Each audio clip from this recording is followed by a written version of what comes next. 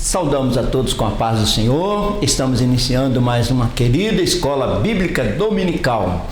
Para que Deus nos abençoe nessa escola, vamos fazer uma breve oração. Querido Deus, nós te louvamos, nós te exaltamos por este momento tão especial que nós vamos estudar a Tua Palavra. Abençoa a ministração, abençoa cada participante, em nome de Jesus.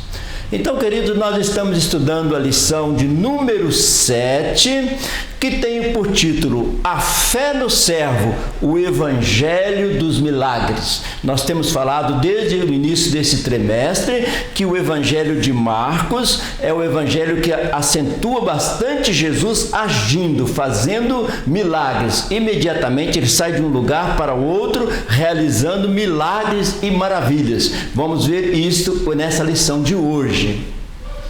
Então, milagres de Jesus. Esta é a ênfase do Evangelho de Marcos. Mostrar os evangelhos, mostrar os milagres de Jesus. O nosso texto áureo escolhido para essa lição foi Marcos 11 e 24.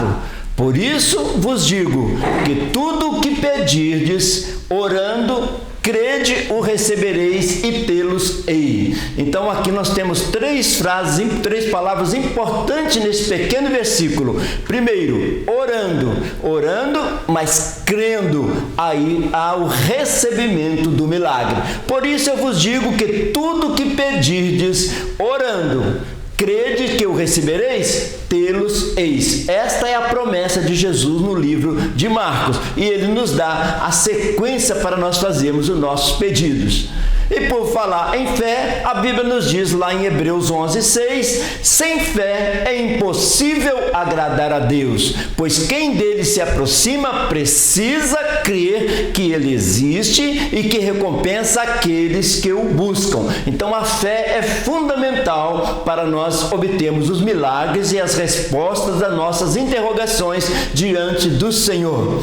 Importante lembrar que Deus ouve a tua oração. Isso é muito importante. Deus, muito antes das palavras saírem dos nossos lábios, Deus as conhece. Mas Ele quer que nós peçamos, que nós falemos com Ele, para que entendamos que após receber o milagre, foi milagre divino, operado pelo nosso Senhor Jesus Cristo. A verdade prática desta lição é, na vivência dos problemas e das adversidades da vida, perseveraremos na fé cristocêntrica. Então, diante dos problemas, das adversidades, nós vamos perseverar na fé, uma fé cristocêntrica, ou seja, Cristo no centro das operações, dos milagres, das maravilhas. Por isso, ele veio a este mundo. Uma fé cristocêntrica, Cristo no centro. Uma fé em Jesus Cristo, depositada exatamente na pessoa, naquele que faz e realiza os milagres. Para uma vida cristã, existem 4 segredos para uma vida cristã. Nós devemos pedir. Segundo, nós devemos pedir muito. Terceiro, nós devemos pedir muito e com muita fé. Quarto, receber e agradecer. Novamente, nós devemos, primeiro, pedir. Devemos pedir muito e com muita fé. E quarto, receber e agradecer. Isso que o nosso texto áureo está dizendo. Pedindo, crendo, tê-los-ei. A sua resposta, a sua cura. O texto de referência escolhido para essa lição também no livro de Marcos diz: e alguns dias depois entrou outra vez em Cafarnaum e soube-se que estava em casa. Souberam que ele estava em casa e vieram ter com ele, conduzindo um paralítico trazido por 4. E Jesus, vendo-lhes a fé, disse ao paralítico: filho, perdoados estão os teus pecados. E estavam ali assentados alguns dos escribas que arrazoavam em seu coração, dizendo: por que diz este assim blasfêmias? Quem pode perdoar pecados senão Deus? Ora, para que saibais que o Filho do Homem tem na terra poder para perdoar pecados, disse ao paralítico: a ti te digo, levanta-te, toma o teu leito e vai para a tua casa. Então, novamente, nós voltamos a falar desse milagre, porque ele é importantíssimo. Ele foi levado alguém na presença do Senhor, e a primeira coisa que Jesus fez foi perdoá-lo, porque perdoá-lo é só uma atividade, uma atitude, um atributo da divindade, e Jesus é Deus, ele podia e pode fazer isso. Como ele perdoou aquele paralítico, hoje ele ainda perdoa, e além de perdoar, ele cura, traz a cura física para que a pessoa glorifique a Deus. Olha que pensamento interessante. O Filho do Homem tem na terra poder de perdoar pecados. Isto era muito importante que toda a população da época entendesse, e que nós entendamos também nos dias de hoje, que o Filho do Homem, Jesus, o Filho da humanidade, tem todo o poder para nos perdoar de todos os pecados, porque ele pagou o preço para nós, para que sejamos salvos. A introdução da nossa escola bíblica diz assim: veremos na presente lição o poder e a compaixão do servo demonstrados na operação de milagres. Então Jesus pregava e realizava milagres, assim como a relevância da fé cristocêntrica, que se expressa no clamor, submissão e perseverança por parte dos necessitados. Quando Jesus pregava e realizava milagres, demonstrava mais ainda a sua divindade, e também perdoando e levantando os necessitados para que fossem perdoados, fossem purificados, fossem livres, fossem curados de uma maneira completa. Olha que pensamento importante. Grande fé precede os milagres. A fé precede os milagres. Ela não vem depois dos milagres, ela vem antes. E esta lição vai abordar muito isso, o exercício da fé. No tópico 1, nós temos a fé no servo e as suas recompensas. Quem tem fé no servo tem as suas recompensas. Então, o Evangelho de Marcos traça com graça que todos aqueles que recorreram ao servo com fé foram socorridos por ele. Todos aqueles que aproximaram de Jesus com fé foram socorridos por ele. Pode-se dizer, portanto, que essa fé verdadeira em Cristo, além de nos salvar do inferno, traz cura para a alma e corpo. Então, a salvação que Jesus veio trazer ao mundo é completa. Uma salvação, uma libertação física e a salvação da nossa alma para estarmos com Ele na eternidade. Jesus fez a obra completa. Então, Jesus salva, cura e liberta. Jesus salva, cura e liberta. Esta é a ênfase do seu ministério.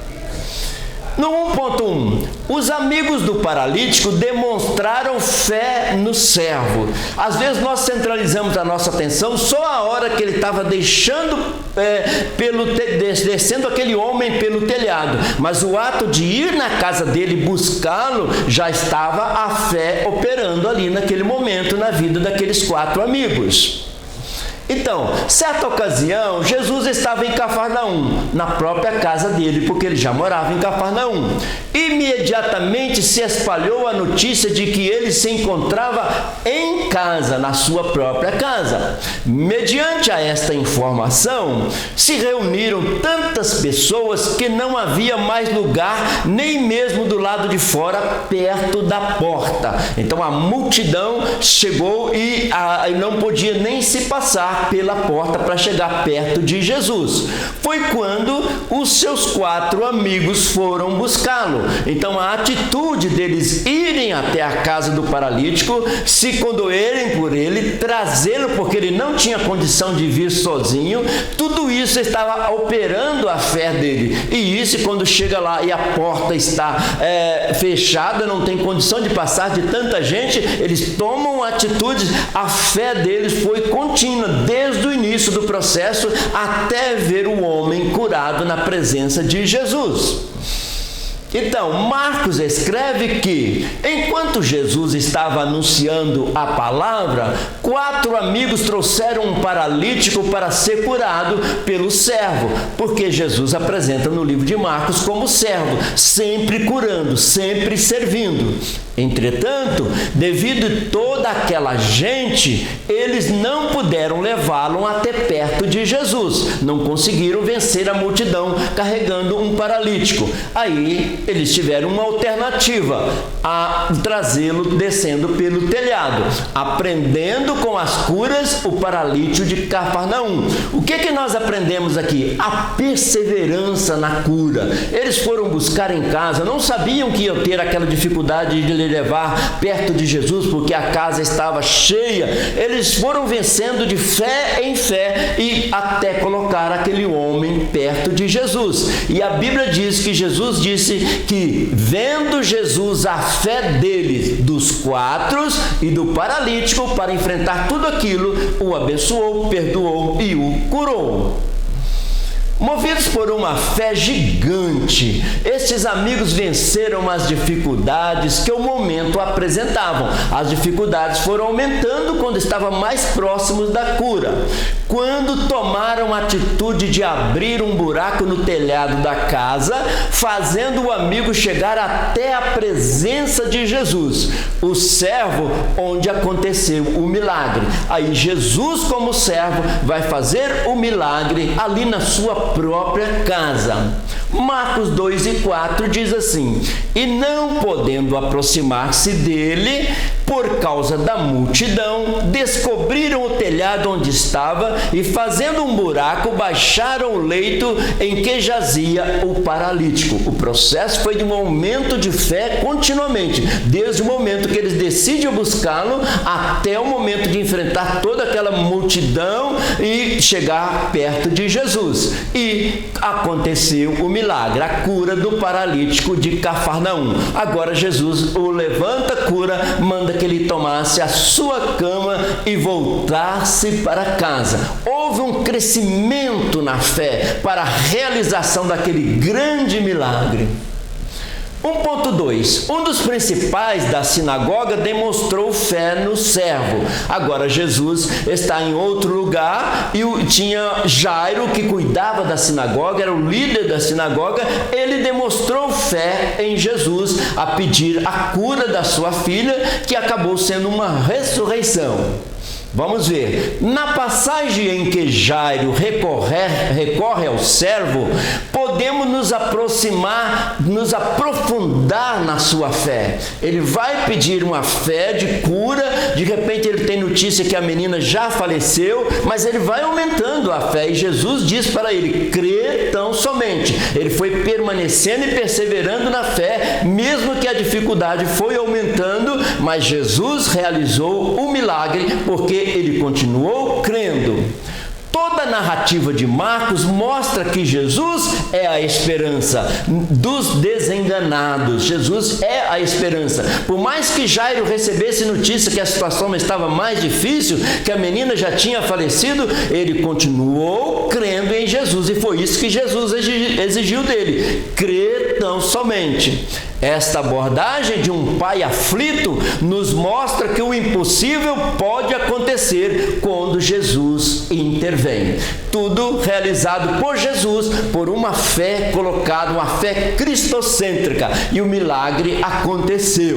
E Jesus vai até a casa de Jairo e ressuscita a filha de Jairo. A situação foi ficando mais difícil, as pessoas já estavam cantando músicas fúnebres, já estavam chorando, mas Jesus mudou todo aquele quadro e a menina voltou a viver para a honra e para a glória do nome do Senhor. Então, presenciamos que Jesus curou um endemoniado de Cafarnaum, é um milagre. Esta lição vai abordar diversos milagres e às vezes até repetem milagres para a gente prestar atenção em alguns detalhes.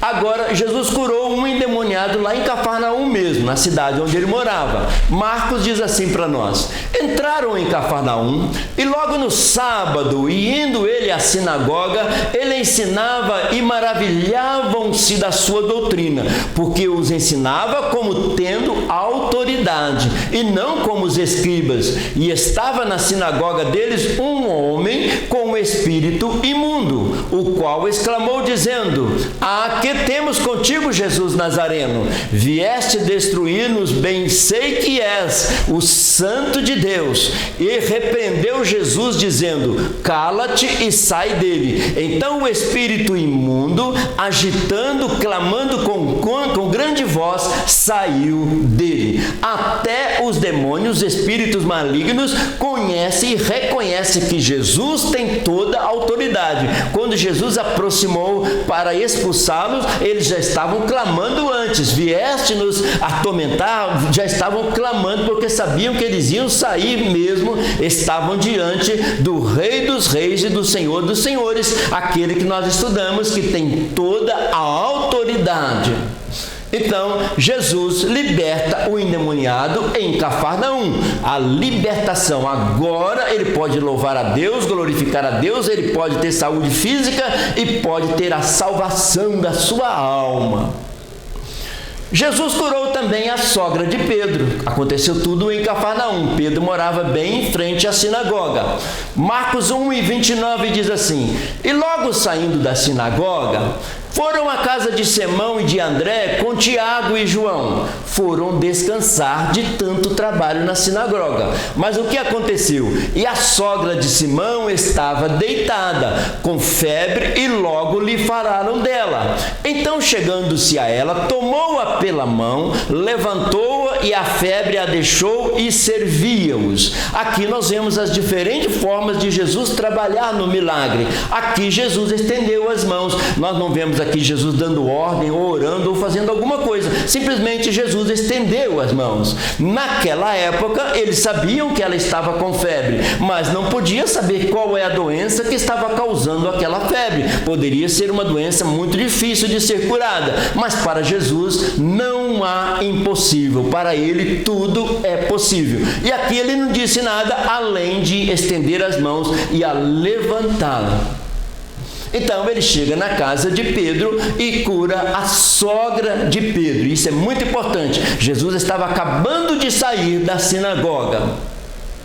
Jesus também curou um leproso. Os leprosos ficavam isolados, eles não podiam ficar no meio da sociedade por causa da lepra. Isso é muito importante. Aí Jesus, lá em Marcos, está escrito: e aproximou-se dele um leproso, que rogando-lhe, pondo-se de joelho diante dele, lhe dizia: se queres, pode limpar-me. Ele aproxima de Jesus, ele não toca em Jesus, porque ele sabia das leis daquela época, que não podia. Então ele clama e ele coloca uma condição para Jesus: se tu quiseres, tu pode me curar. A resposta de Jesus foi bem clara. E Jesus, movido de grande compaixão, sempre Jesus operou por causa da compaixão, do amor às pessoas. E Jesus, movido de grande compaixão, estendeu a mão, tocou e disse-lhe: eu quero ser limpo. E tendo dito isso, logo a lepra desapareceu e ficou limpo. Então ele colocou uma condição: se tu quiseres, Jesus, eu creio que o Senhor cura. Jesus disse: eu quero. E o mesmo Jesus que disse eu quero para aquele leproso, continua dizendo para nós hoje. Ele é o mesmo ontem, hoje e eternamente. Ele continua dizendo: eu quero te curar. Procuremos a nossa fé em ação, porque Jesus, da parte dele, ele já determinou: eu quero curar a todos. Esta é a vontade de Deus. Nós aproximamos de Deus nunca pensando que será que Jesus quer curar? Jesus já disse: eu quero curar. Nós colocamos a fé em ação e a resposta vem em nome de Jesus. Lembrar que o Evangelho de Marcos é muito marcado pela palavra logo. Marcos mostra um Jesus sempre movimentando de um lugar para outro, e esta palavra logo ela aparece mais de 40 vezes no Evangelho de Marcos. Marcos mostra um Jesus servo, sempre trabalhando.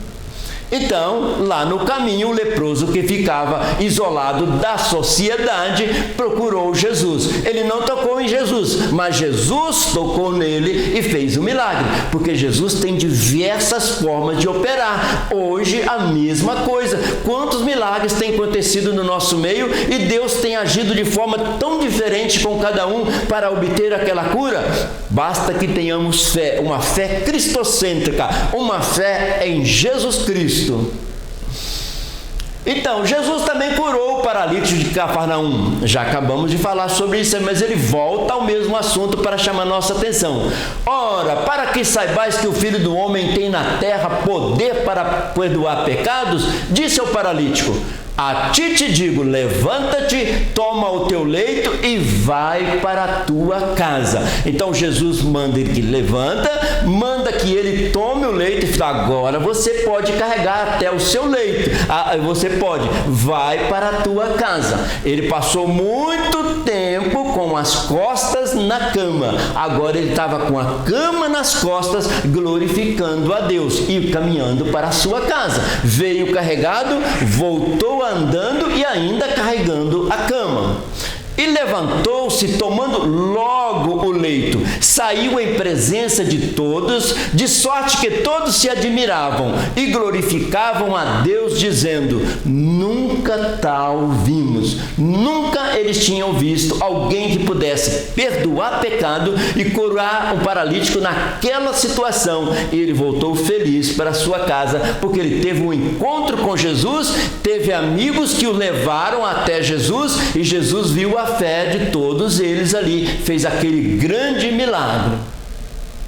Então, levanta, toma a tua cama e vai para a tua casa. Essa é uma ordem de Jesus para nós hoje. Levantarmos na nossa fé, levanta a leitura da palavra, levanta a comunhão com Deus, levanta o objetivo de servir ao Senhor na casa de Deus, toma a tua cama e vai para a tua casa. Uma ordem de Jesus. Agora ele saiu já realizando aquilo que Jesus queria, porque Jesus é bom e a sua misericórdia dura para sempre. 1.3. Uma estrangeira demonstrou fé no servo. Agora é interessante que Jesus sai de Israel, vai parar lá na terra de Tiro e Sidom, onde é o Líbano hoje, e lá acontece um grande milagre que nós vamos ver neste momento.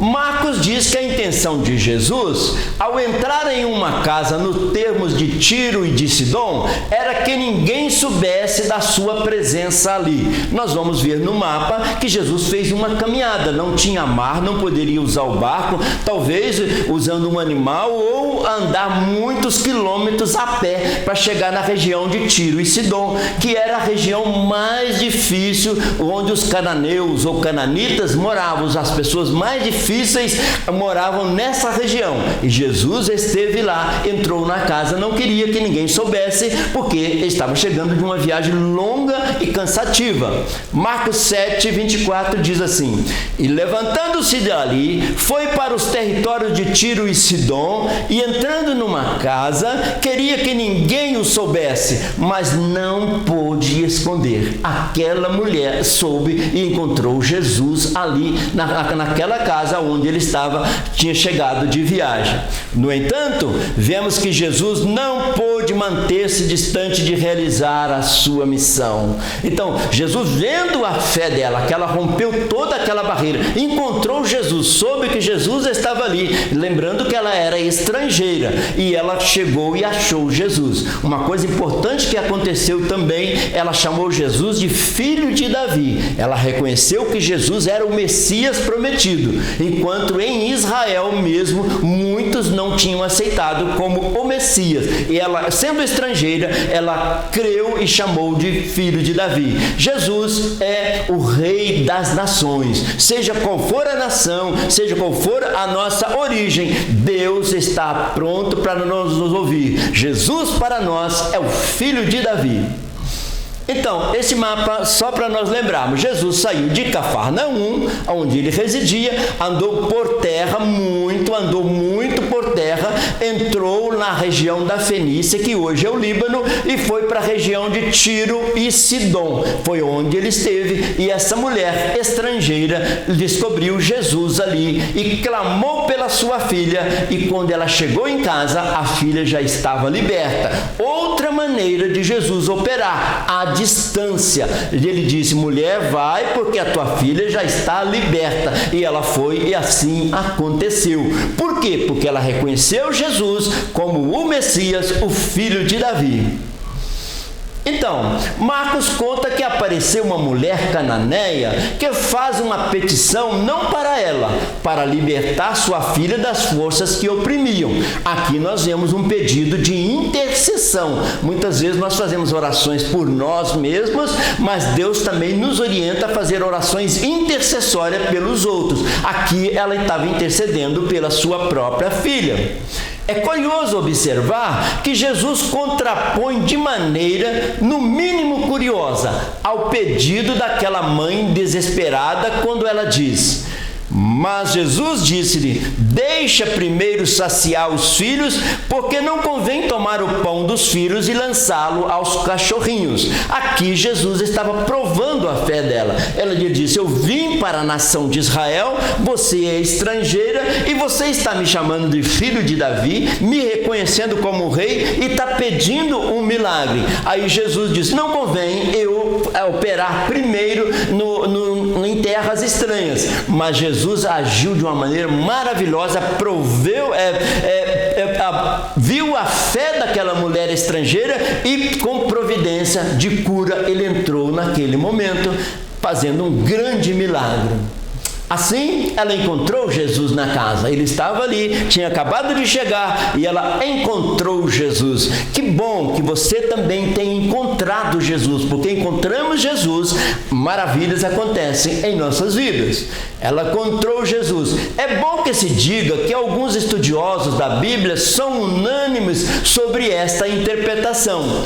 Para eles, filhos trata-se de uma alusão aos judeus, enquanto que cachorrinhos se referem aos gentios. Então eles entendem que Jesus veio para a nação de Israel, mas eles não o receberam, então Jesus expandiu de uma maneira maravilhosa para aqueles não judeus. Gentios significa não judeus, e isso Jesus fez muitos milagres fora de Israel para mostrar que ele é o rei das nações. Notamos que esta mulher, além de ser mediadora, estava intercedendo pela filha, era também sábia, pois respondeu ao servo corretamente, e o servo responde positivamente e realiza o pedido daquela mãe. Jesus fez uma prova da fé dela. Não convém tomar o pão dos filhos e lançá-lo aos cachorrinhos. Aí ela disse: mas o cachorrinho come aquilo que cai da mesa. Ela continuou o diálogo com fé, porque ela entendia esta linguagem de que os judeus eram filhos, e assim ela tomou uma posse de filha de Jesus e recebeu a cura também. Então, a mulher Ciro-fenícia, ela veio clamando, ela descobriu que Jesus estava na casa, agora eles estavam a caminho e ela veio correndo atrás para pedir a libertação da sua filha. E os discípulos mesmo disseram: mande que essa mulher vá embora, que ela já está importunando. Jesus disse: não vou mandar embora, porque ela está me chamando de filho de Davi. Ela está vendo coisas que muitos não veem, que eu sou o Messias. E ele falou, e a sua filha foi liberta. Então, tópico 2. Recorrer ao servo Jesus é vivenciar milagres. Se recorremos a Jesus, se chegamos perto de Jesus, certamente o milagre vai acontecer. É isso que vamos estudar no tópico 2. Então, montando um cenário glorioso e rico, Marcos relata que, nos dias de Jesus, muitas pessoas que recorreram ao Senhor e por ele foram tocadas, receberam a cura das suas enfermidades. Nós não vemos nenhum relato de alguém que vai até Jesus e voltou sem ser curado. Sempre ele atendeu os seus pedidos. Diversos tipos de milagres. Às vezes Jesus estendia as mãos, às vezes eles tocavam em Jesus, às vezes ele curava à distância pelo poder da palavra, mas ninguém voltou vazio vazio da presença do Senhor. Todos que recorrem a Jesus vivenciam milagres. Este é o assunto deste tópico. Então, todos que chegavam a Jesus eram abençoados. Ele, além de ensinar, também curava e libertava. 2.1. Recorreram a Jesus pela cura da sogra de Pedro. Veja que ele volta neste assunto novamente. Por quê? Porque recorreram a Jesus. Ela estava com febre, mas eles chegaram e disseram: Jesus, ela está doente. Como pediram a Jesus, Jesus realizou o milagre. Então, nos 3 anos de seu ministério na terra, Jesus realizou vários milagres, muitos, inumeráveis milagres. Um desses milagres foi a cura da sogra do seu discípulo Pedro. Foi um dos milagres que ele realizou. Marcos informa que, ao entrar na casa de Pedro, falaram do estado de saúde da pobre mulher que estava febril. Então, primeiro acontece o pedido, o clamor, mostrar a Jesus a necessidade, e depois vem a resposta. Deus quer que nós clamemos a Ele, que nós pedimos muito e com muita fé para recebermos e nós agradecermos. Foi essa a nossa palavra inicial. Então, e a sogra de Simão estava deitada com febre. É o máximo que eles sabiam naquela época, que ela estava com febre. Mas qual era a enfermidade que estava causando febre? E logo, Marcos usa muito logo, e logo lhe falaram dela. Diante da seriedade do problema, Jesus não hesita em ter misericórdia da pobre mulher. Tomou-a pela mão, a curou e ela começou a trabalhar ali mesmo. Então, mais um milagre que Jesus tocou pela mão. Ele vai e levanta. A gente não vê Jesus fazendo orações ou clamores, mas simplesmente um toque de Jesus. Basta apenas um toque de Jesus. Aleluia. Observando os evangelhos, vemos que uma das razões da cura dos enfermos no ministério de Jesus estava em sua capacidade de demonstrar compaixão.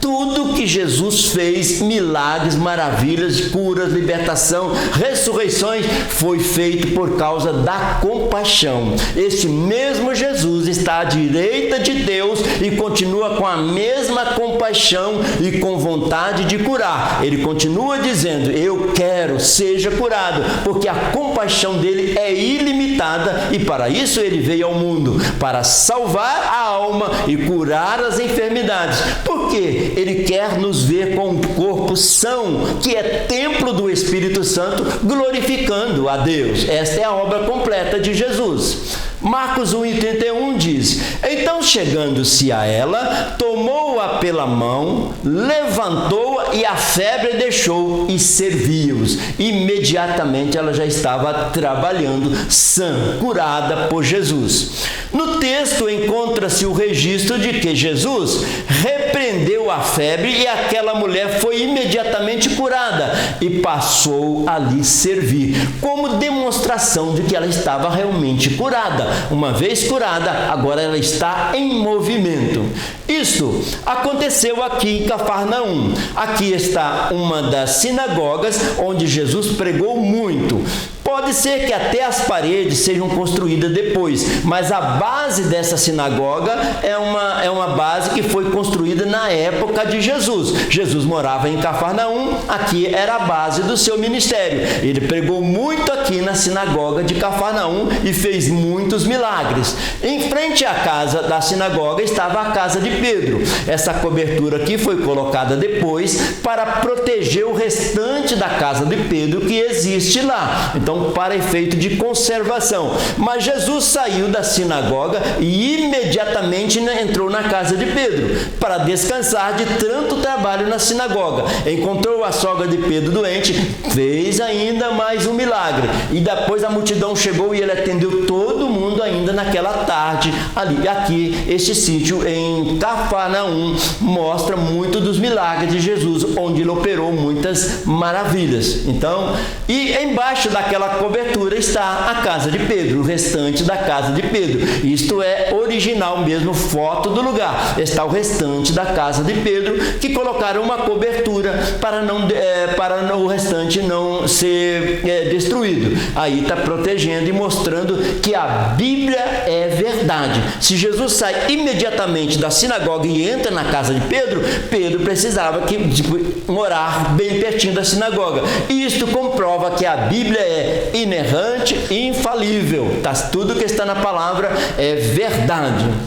Aqui também, coisas que eles faziam naquela época, como eles moíam a azeitona, ali a oliva, fazendo o azeite, tudo ali em Cafarnaum. Tinha muitas atividades, era uma cidade metrópolis.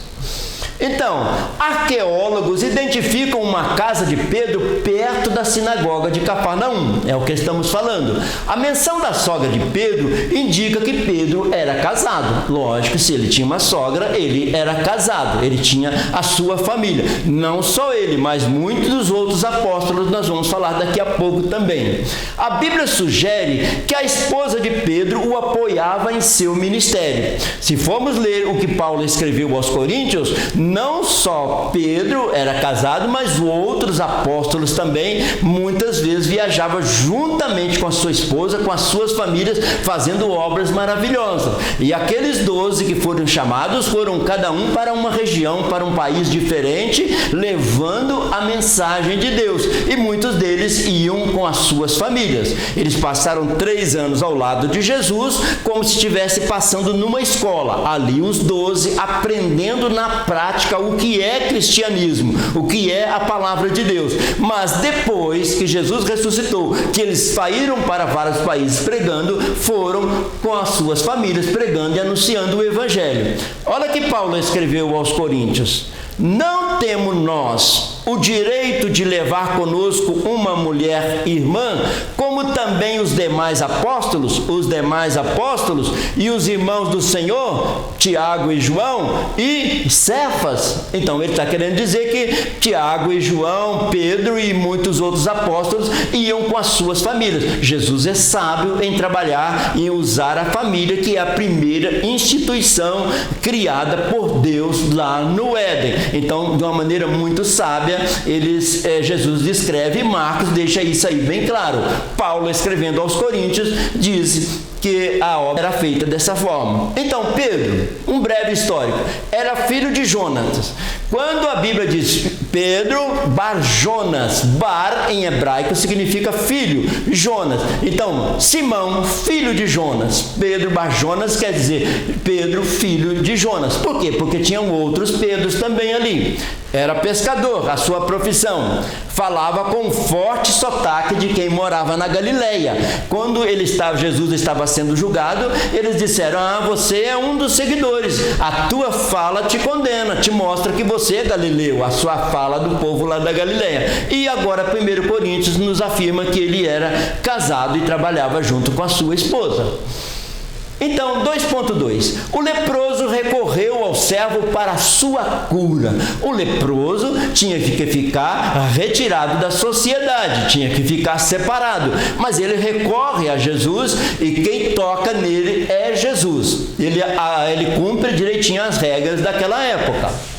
Muitos milagres relatados nos 4 evangelhos foram escritos para que tivéssemos fé que Jesus é o Cristo, o servo de Deus. Aqui vale a pena parar um pouquinho e explicar, porque o nome Jesus Cristo foi conhecido um pouco mais depois. Todo mundo conhecia Jesus. Quando diz que Jesus é o Cristo, Jesus é o ungido, Jesus é o Messias, aquele que havia de vir. Então ele queria mostrar que ele não era apenas Jesus, o filho do carpinteiro, mas Jesus, o Cristo, o servo enviado do céu para fazer maravilhas.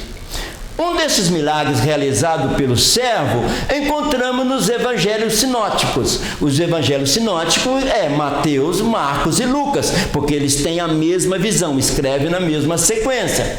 Quando um leproso se aproxima de Jesus, rogando-lhe que cure daquela terrível enfermidade, os 3 evangelhos sinóticos narram este fato. E E Marcos diz o seguinte: e aproximou-se dele um leproso, que rogando e pondo-se de joelhos diante dele, lhe dizia: se queres bem, podes limpar-me. Então ele reconhecia que Jesus tinha o poder. Ele falou: basta, Jesus, que o Senhor queira. Jesus disse: eu quero. Então realizou-se o grande milagre, somando a fé dele e o querer de Jesus, que é sempre curar. Então, assim, ele rogou Jesus e Jesus tocou nele para ser curado. Nesta hora, vemos que mais uma vez o Filho de Deus teve compaixão. Nunca esquecer que Jesus tem compaixão, faz por compaixão. Marcos 1:41.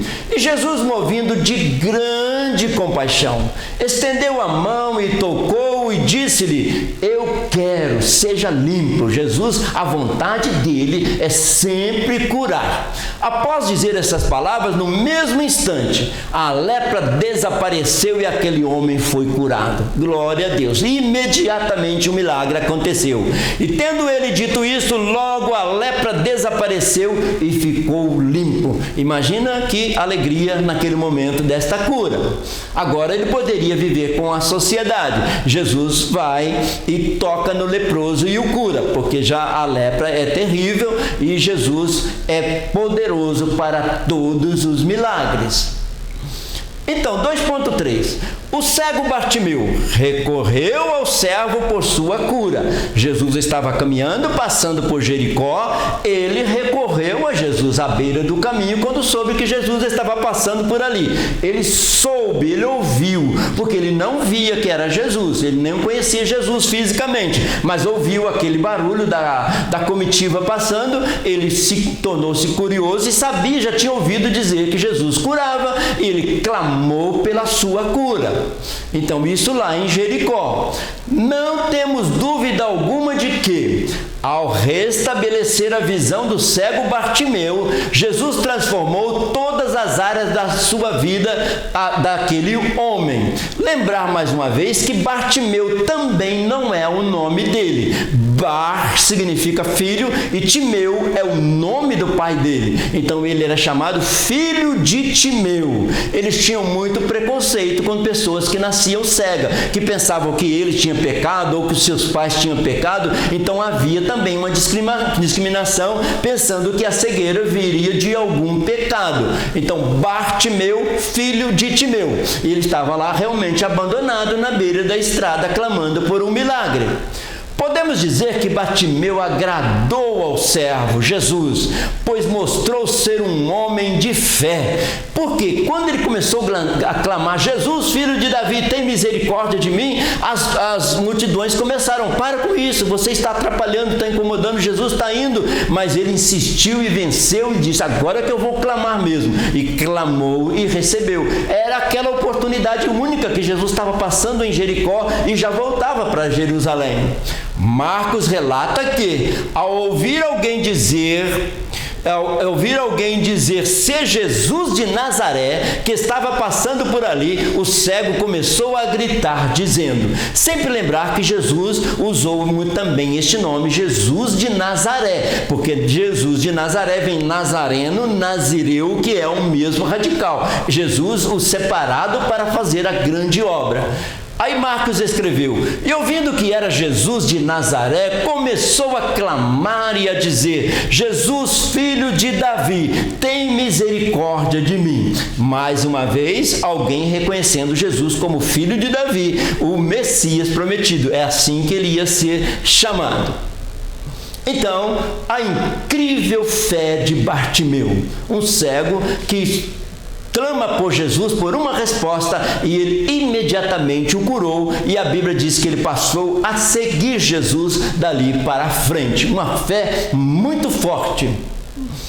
Observamos na vida deste cego ou ex-cego, porque a Bíblia, na vida deste cego, a Bíblia enfatiza que sem fé é impossível agradar a Deus. Então nós observamos fé na vida de Bartimeu, e o que gerou o milagre foi a fé.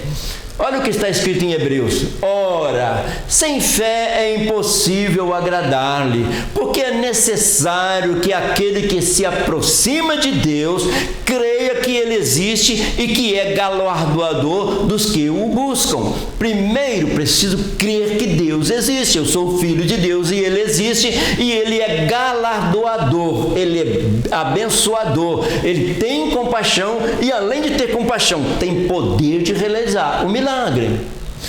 Se bem observado, Bartimeu podia ser cego fisicamente, contudo conseguia enxergar o invisível. Coisa linda, irmão. Não enxergava fisicamente, ouviu falar de Jesus de Nazaré, mas espiritualmente ele estava enxergando, muito ativo, muito vivo ali na sua fé à beira do caminho. Então, confiar e ver Jesus é ver Jesus mudar o nosso quadro.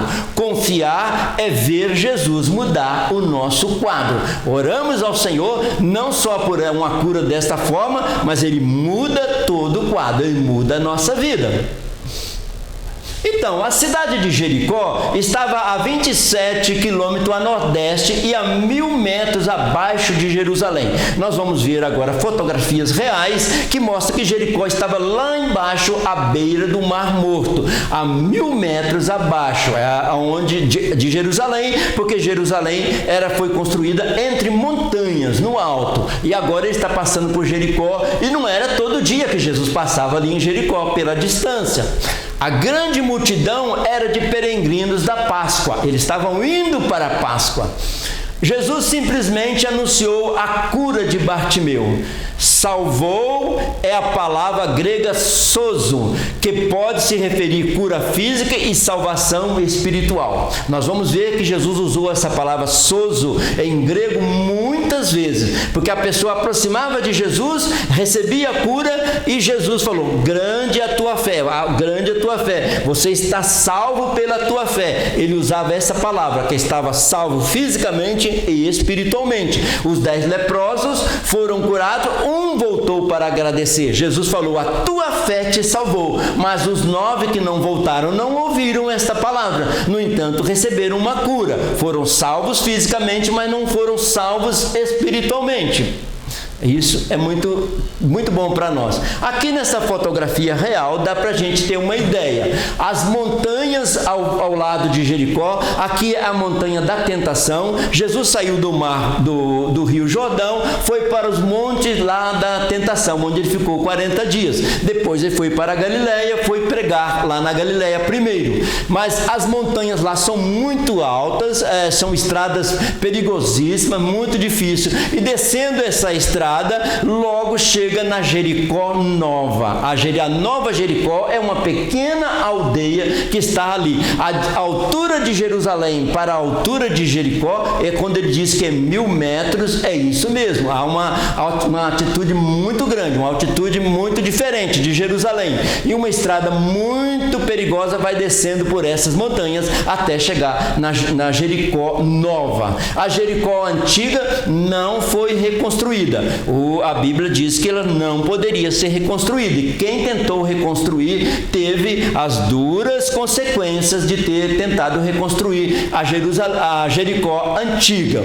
Então, olhando por outro ângulo, nós vamos ver a Jericó Nova, quando desce as montanhas, a Jericó Nova, uma aldeia, e vemos o lugar da Jericó antiga, onde tem ainda as escavações pesquisando sobre as muralhas de Jericó, cá bem pertinho. Quando a Bíblia diz que Jesus fez o milagre saindo de Jericó, aí o outro evangelista diz que Jesus fez o milagre entrando em Jericó. Não há contradição entre os dois evangelistas, porque na verdade ele estava saindo de uma Jericó nova e entrando na Jericó antiga, ou estava saindo da Jericó antiga entrando na Jericó nova. Então os dois evangelhos não têm contradição na Bíblia. Ele estava saindo de uma e entrando na outra. Assim dá para ter uma ideia que era bem lá embaixo, perto do Mar Morto. Aqui, escavações da Jericó antiga. Aqui escavando para estudar sobre as muralhas de Jericó. E quem vê bem de perto, observa que que as muralhas de Jericó, elas não caíram nem para dentro nem para fora, elas afundaram. Aquele grande milagre que Deus fez perante Josué e o povo de Israel foi afundar aquelas grandes muralhas de 6 metros de altura, muito grande, afundou. Aí o povo de Israel tomou posse da terra prometida, enfrentando a primeira cidade e mais difícil de ser vencida. Assim, você vê a Jericó antiga, a Jericó nova e o Monte da Tentação lá ao alto, lá bem alto. No ponto 3, nós vamos ver, a fé no servo nos mantém firme. O que nos mantém firmes é a fé. A fé é o firme fundamento. Nós, com a nossa fé, nós mantemos firme que Deus entra com a providência na hora certa. Então, o que diz? A Bíblia nos faz ver que não estamos desamparados. E isso é muito importante. Nós refletimos e vivemos dia após dia sabendo que alguém cuida de nós.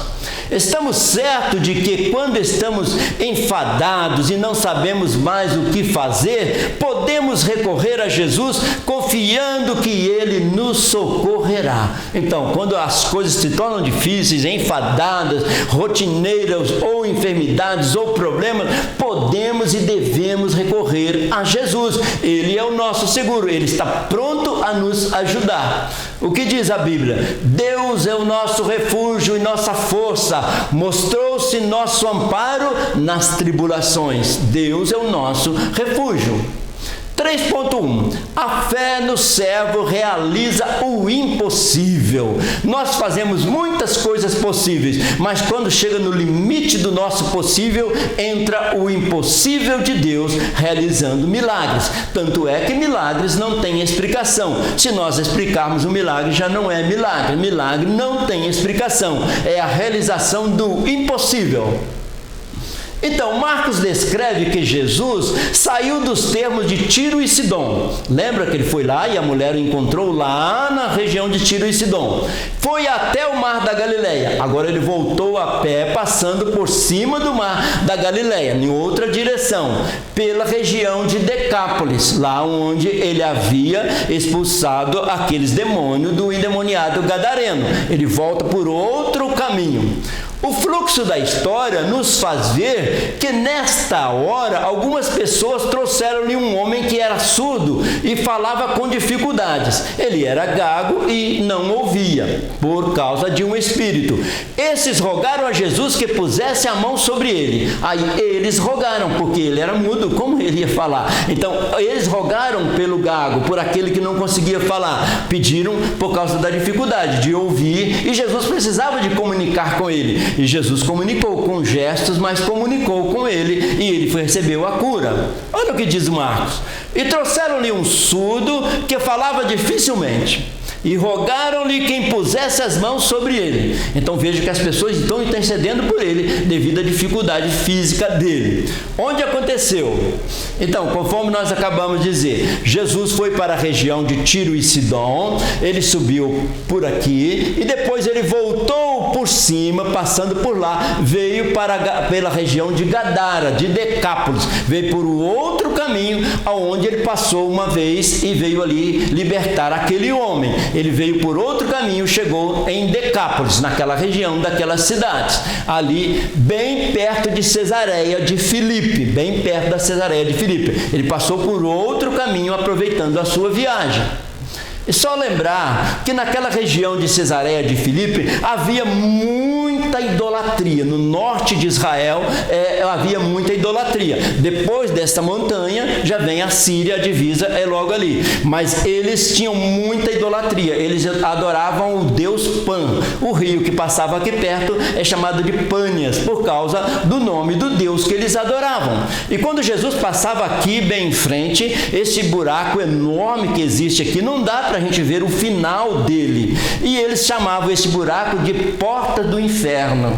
E quando Jesus estava passando por aqui, ele disse: eu edificarei a minha igreja e as portas do inferno não prevalecerão contra ela. Então, aqui existia muita idolatria, coisas infernais, uma idolatria terrível e de demônios, de espírito maligno nessa região, perto de Cesareia de Filipe. Filipe não é o Filipe da Bíblia, é o Filipe que veio de Roma. A homenagem à cidade foi para ele. Mas quando Jesus passava aqui em frente, ele disse: edificarei a minha igreja e as portas do inferno não prevalecerão contra ela. Jesus usou a natureza para dizer que as forças do mal não prevalecerão contra a igreja. Glória a Deus. Isso nos alegra muito, porque até hoje as portas do inferno não prevalecem com a igreja e ela continua marchando rumo à terra prometida. Então, como podemos ver, Jesus tira o homem do meio da multidão, põe os dedos nos ouvidos dele e, cuspindo, tocou na língua do homem. Nesta hora, Jesus olhou para o céu e deu um suspiro profundo e disse...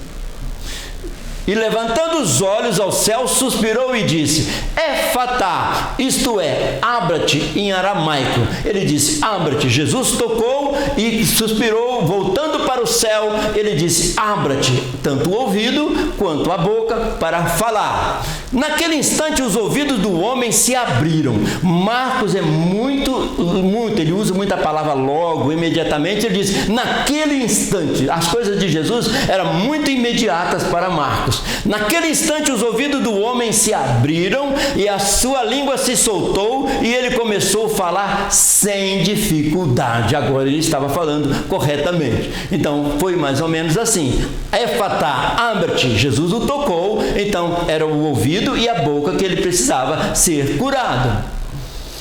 Foi assim que Jesus falou com sinais ao homem que não podia ouvir. Jesus teve que fazer sinais para que ele entendesse. Seus gestos mostravam que com o poder que vinha do alto e pela palavra da sua boca, Jesus iria abrir os ouvidos que estavam fechados e libertar a língua. Então, os ouvidos fechados e a língua que não ajudava na comunicação.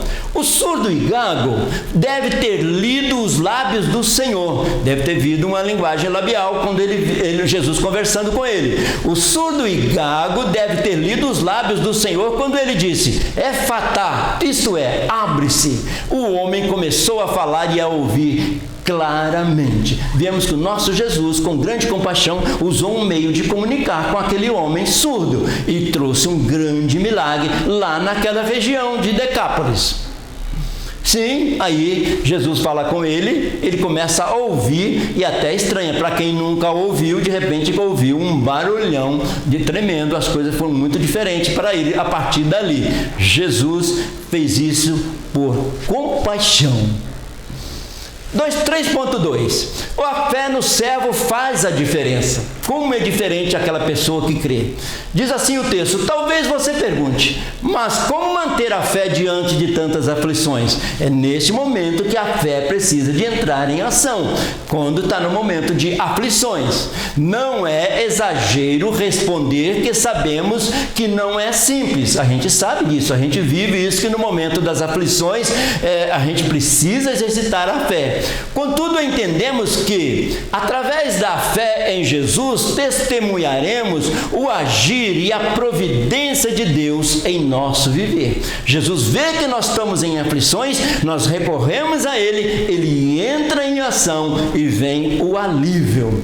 Jesus sabe que nós enfrentamos tempestades na vida, esse mundo de adversidade e de contrariedade. Jesus sabe, mas Ele dá o socorro. A Bíblia diz assim para nós: a fé em Deus é a força que nos mantém de pé perante as adversidades da vida. Não vamos desanimar. A fé em Deus é a força que nos mantém de pé perante as adversidades da vida. Não vamos desanimar. Não vamos desanimar. Hoje, amanhã, depois e sempre. Não vamos desanimar. Deus sempre falou a palavra ânimo. Tende ânimo. Então, para que sejamos bem compreendidos, é bom que se diga que, quando sentirmos que estamos enfraquecidos na fé, devemos pedir a Jesus que não nos deixe descuidar. Então, percebeu que a fé está fraca? Nós não podemos descuidar. O que é que diz a palavra do Senhor? A fé vem por ouvir e ouvir da palavra de Deus. Então, eu preciso estar ouvindo pregações, eu preciso estar lendo a Bíblia, eu preciso estar cantando hinos espirituais para alimentar a fé. Então, quando nós ouvimos promessas, mensagens edificantes que nos traz conforto, a nossa fé, ela volta a ser aumentada. Devemos pedir que nos sustente na direção certa. Assim a nossa fé estará sempre em ascensão e fará com que não nos aflijamos diante das dificuldades e nem nos angustiemos diante das incertezas, pedindo sempre a Deus, aumenta a nossa fé, que haja um crescimento na fé. Isso aí é muito importante. Então, fé é ter coragem para deixar Deus te guiar. Fé é ter coragem para deixar Deus te guiar. Confiar em Deus. Aí você pode pensar, mas o nosso futuro é desconhecido. Mas nós oramos e colocamos o nosso futuro desconhecido na mão de um Deus conhecido. Um Deus de compaixão e poderoso para nos cuidar dia após dia. Fé é ter coragem para deixar Deus te guiar. Então, devemos orar e crer que para o nosso Senhor não há impossível, porque a nossa fé em Deus fará toda a diferença. A fé faz a diferença. Nós conhecemos quando a pessoa tem fé, é muito diferente daquele que não tem fé.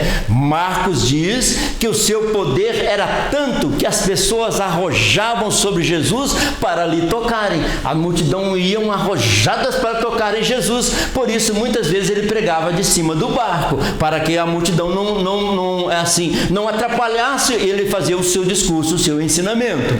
Olha o que Marcos diz. Porque tinha curado a muitos de tal maneira que todos quanto tinham algum mal se arrojavam sobre ele para lhe tocarem.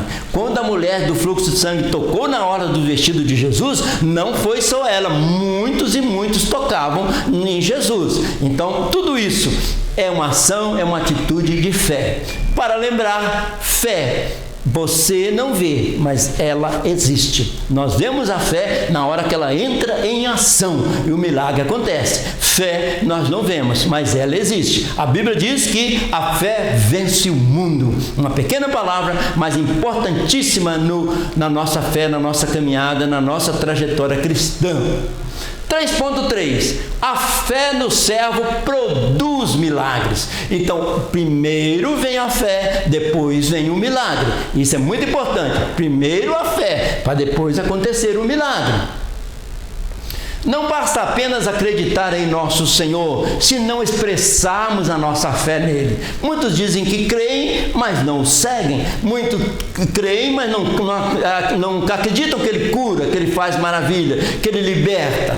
Notamos que Marcos, em seu evangelho, nos mostra que, se depositarmos nossa fé em Jesus, é possível testemunharmos o milagre em meio às tempestades da vida. Depositou a fé em Jesus, Jesus faz milagre no meio das tempestades. Olha que pensamento bonito. Não procures milagres para ter fé. Tenha fé para ver milagres. Não procure milagres para ter fé. Tenha fé para ver milagres. A fé precede o milagre. Então, neste evangelho vemos que, enquanto o Filho de Deus esteve na terra, ele sempre socorria os necessitados que eram conduzidos até ele. Ninguém voltou de mão vazia. Todos eram curados, independente da situação que estavam.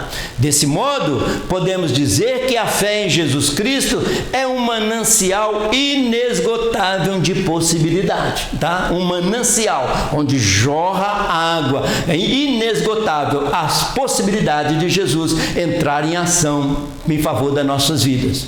Ter fé em Jesus é acreditar que o impossível pode se tornar possível. Amém? Ter fé em Jesus é acreditar que o impossível pode se tornar possível. Isto vale para hoje, vale para nós, vale para agora.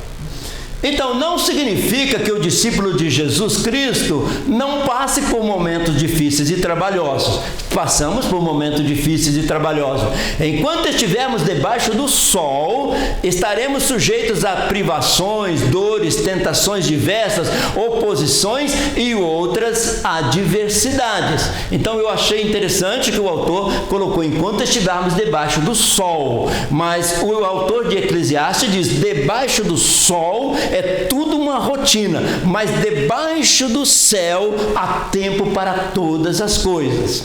Mas significa que a fé em Cristo não atua apenas na salvação. Jesus veio mais do que salvar-nos, mas também para sustento e provisão durante o nosso viver neste mundo. Sustento e provisão. Provisão, lembra da multiplicação dos pães e dos peixes, das provisões? Então, ele não só veio curar, mas também trazer provisões. Isso. E se nós abrirmos a Bíblia em Hebreus capítulo 11, encontrarmos lá os heróis e as heroínas da fé. Quanta pessoa! Nós vemos aquelas personagens do Antigo Testamento, o exercício de fé, José, Abraão, todos esses exercitaram a fé para ver o milagre. Primeiro veio a fé.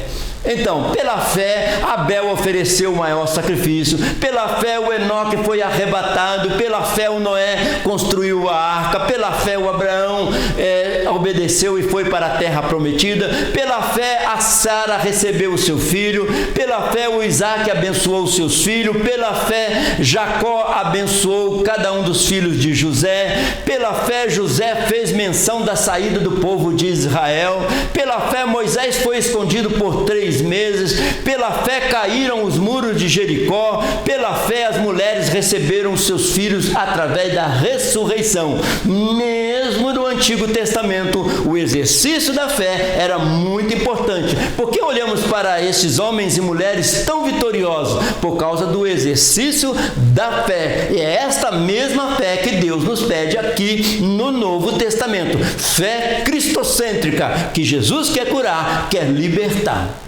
Então, terminando a nossa querida Escola Bíblica Dominical, nós estudamos no tópico 1, só para relembrar, a fé no servo e as suas recompensas. Toda fé tem recompensa. Aprendemos que a fé é imprescindível para quem deseja viver para Deus. É imprescindível, precisa da fé. Devemos andar com pessoas de fé, que nos aproximam de Deus e nos auxiliam a suportar os infortúnios da vida. Procuramos andar com pessoas de fé, que somamos a nossa fé. Tópico 2, só para lembrar, recorrer ao servo é vivenciar milagres. Se vai ao servo Jesus, vai ver milagres, vai ver maravilhas. Quando precisamos de ajuda, Jesus é o nosso socorro bem presente. Jesus está muito mais perto de nós do que nós pensamos. Ele disse, eis que eu estou convosco todos os dias. E isso foi a promessa dele. Podemos ter a certeza de que ele não nos abandona na hora da dificuldade. Ele não nos abandona. Tópico 3, nós estudamos a fé no servo de Deus, em Jesus, nos mantém firme. O que nos mantém firmes é a fé. Nós aprendemos que a fé que determina a vitória não está repousada em méritos pessoais e no contentamento dos prazeres humanos ou concretização de sonhos. A fé em Jesus Cristo, o servo de Deus, é que determina a vitória. A vitória não vem por os nossos méritos, mas pela fé em Jesus. Então agora podemos concluir. Como visto na lição, o milagroso agir do servo está intimamente relacionado ao exercício do seu ministério. Então, Jesus teve um ministério riquíssimo em cura, libertação e também salvação. Os milagres de Jesus são uma confirmação da sua divindade e o testemunho do cumprimento das promessas de Deus para o seu povo. Deus prometeu curar as enfermidades. Se lemos Isaías 53, Deus prometeu salvar, curar, levar as nossas dores e todas as nossas enfermidades. E Jesus cumpriu esta promessa. Então, provas milagrosas da divindade de Jesus. Milagres, pregações, libertações, ressurreições, prova que Ele é Deus. Então, milagres de Jesus. Lembra que no início da aula nós colocamos essa tela, milagres de Jesus. Queria lembrar que milagres de Jesus em construção. Ele continua realizando milagres. Estão na Bíblia os milagres para que nós também creiamos e os milagres continuem acontecendo. Jesus ressuscitado, Ele caminha conosco. Agora Ele ressuscitou e Ele disse: eis que estou convosco todos os dias até a consumação dos séculos. Deus abençoe a cada um. Agradecemos ao nosso pastor presidente, pastor Moisés, e agradecemos a sua participação também, crendo que Deus nos abençoará e já tem abençoado em nome de Jesus.